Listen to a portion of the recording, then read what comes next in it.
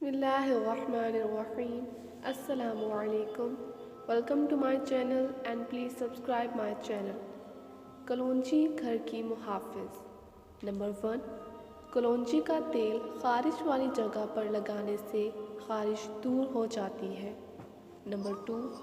کلونجی اور آدھا حصہ کالا نمک ملا کر کھانے سے پیٹ کا درد ٹھیک ہو جاتا ہے. نمبر 3. کلونجی کا تیل اور تل کا تیل ملا کر کان میں ڈالنے سے کان کا درد دور ہو جاتا ہے. نمبر 4.